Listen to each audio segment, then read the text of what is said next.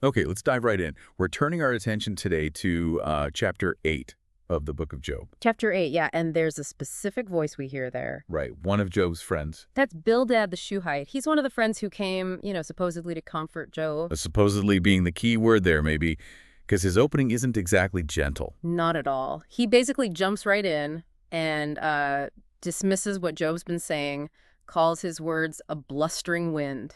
A blustering wind! Wow. So, empty talk, essentially. Pretty much. He thinks Job is just complaining without substance, and he immediately gets to what he sees as the core issue. Which is? He asks Job quite directly, does God pervert justice? Does the Almighty pervert what is right?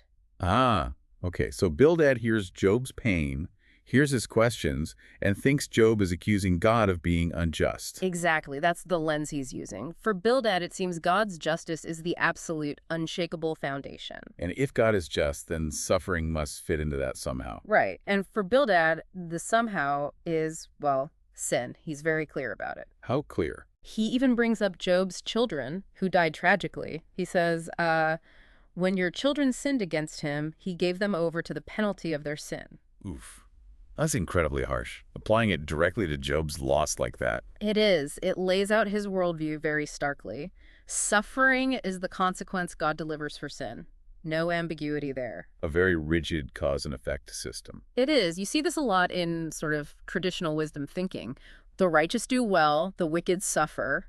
If you're suffering, well, the conclusion seems obvious to him. But he doesn't just leave it at condemnation, does he? No, he offers a path forward, kind of the other side of the coin. Which involves? He tells Job, basically, if you clean up your act, if you're pure and upright, and you seek God earnestly, then God will restore you. So there's a formula. Be good, seek God, get restoration. Yep. And not just basic restoration. He says, your beginnings will seem humble, so prosperous will your future be. A big turnaround. And he backs this up. It's not just his personal take. Oh, he definitely frames it as established truth. He tells Job to ask the former generations, learn from the ancestors. He implies their generation doesn't know as much. Leaning heavily on tradition there. This isn't some new idea he's cooked up. Not at all. He's presenting what he believes is timeless, proven wisdom. And he uses some memorable imagery to drive the point home, right? Especially about those who don't follow this path. Very vivid imagery. He talks about those who forget God. Like the plants. Exactly. Papyrus reads plants that need water. Without it, they wither instantly, even if they look green for a moment. His point is, forget God, your spiritual source, and you just wither away. That's a strong image. Dependence is key. Then he uses the spider's web. Ah, fragile. Right. What the godless rely on, their security, it's like leaning on a spider's web. Utterly flimsy, easily destroyed, no real substance. So any sense of security outside of God is an illusion in his view. Yes. And one more plant image, a thriving plant, looks healthy, but it gets suddenly torn from its spot. And forgotten. Worse. The ground itself denies it ever existed, like, I never saw you.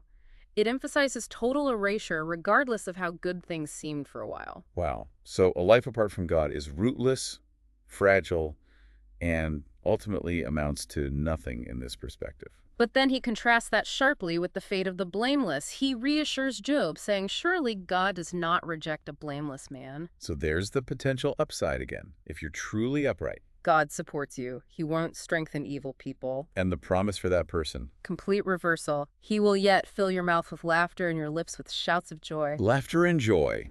A far cry from Job's current situation. Absolutely. And it's not just personal happiness. It includes seeing your enemies defeated, clothed in shame, their tents no more. Vindication is part of the package. Okay, so wrapping up this deep dive into Bildad's perspective in Job 8, his core message is really rooted in this traditional view. Yeah, suffering equals sin. But also, purity plus seeking God equals restoration and prosperity. Very transactional almost. And he uses those powerful images, the withering plant, the spider's web, to warn against forgetting God. While holding out the promise of laughter, joy, and victory for the blameless.